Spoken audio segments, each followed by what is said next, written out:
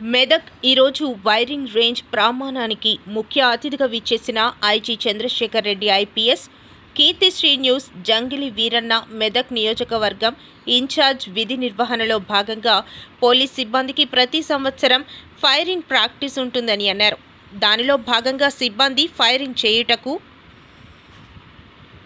ఎందుకంటే firing range అనేది చాలా ముఖ్యం. మనకి పోలీసు విధి నిర్వహణలో మనకు మన ప్రాక్టీస్ చేసుకోవడానికి ఈ ఫైరింగ్ రేంజ్ అనేది చాలా ముఖ్యం.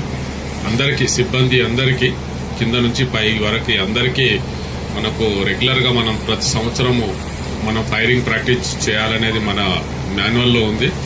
మరి అట్లా ప్రతి సంవత్సరం మరి ప్రాక్టీస్ చేయడానికి మనకు ఇప్పుడు కొత్త జిల్లాలో అయిన తర్వాత ఇప్పుడు మీకు దూరం అయిపోయింది. ఇప్పుడు సంగారెడ్డిలో ఉంది ఫైరింగ్ రేంజ్ అని.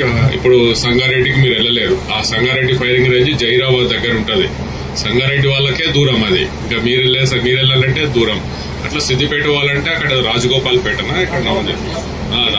రాజగోపాల్పేట అంటే సిద్దిపేట నుంచే మళ్ళా చాలా దూరం. అంత దూరం వెళ్లి రావడం అనేది కష్టసాధ్యం. కాబట్టి మీకు సొంతంగా మెదక్ జిల్లాలో ఈరోజు ఇట్లా ఫైరింగ్ రేంజ్ ఏర్పాటు చేసుకోవడం చాలా సంతోషకరం.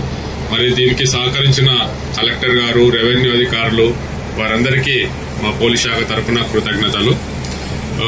అయితే మరి ఈరోజు ఈ ఫైరింగ్ రేంజ్ ఒకప్పుడు మరి చూస్తుంటే అంతా గుట్టలు, రాళ్లు, రప్పలు ఉన్నట్టు కనబడుతుంది.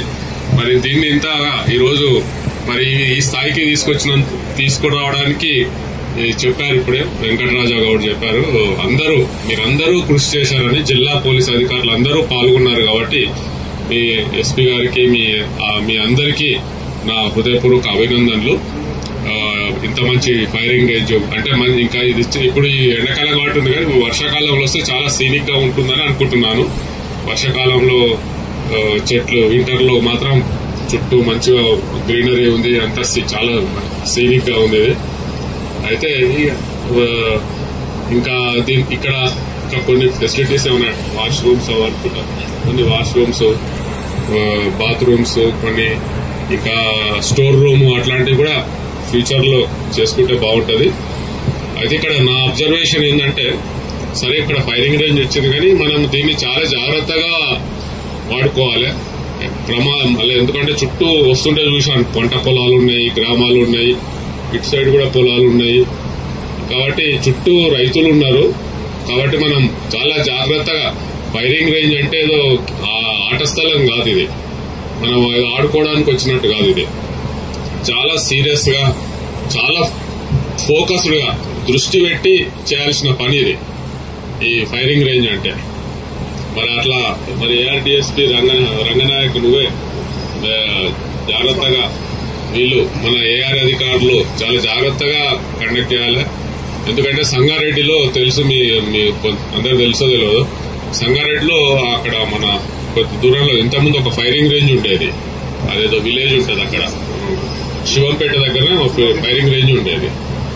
ఎవరో మన వాళ్ళు ఫైర్ చేస్తే ఆ గుట్ట మీద నుంచి రౌండ్ వెళ్లి ఆ గుట్ట ఎన్నుకున్న పొలంలో పనిచేస్తున్న ఆమె కాల్లోకి వెళ్ళిపోయింది అది బుల్లెట్.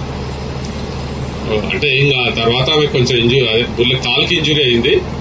దాంతో ఆ ఫైరింగ్ రేంజే క్యాన్సిల్ చేయాల్సి వచ్చింది. అక్కడ నుంచి చేసి జైరాబాద్కి వెళ్ళిపోయింది. అది జైరాబాద్ నుంచి ఆ కోహిర్ నుంచి ఆ లోపలికి కర్ణాటక బార్డర్ లో ఉంది ఇప్పుడు అది. కాబట్టి ఇట్లాంటి ప్రమాదాలు జరగకుండా జాగ్రత్తగా మనం చేసుకోవాలి.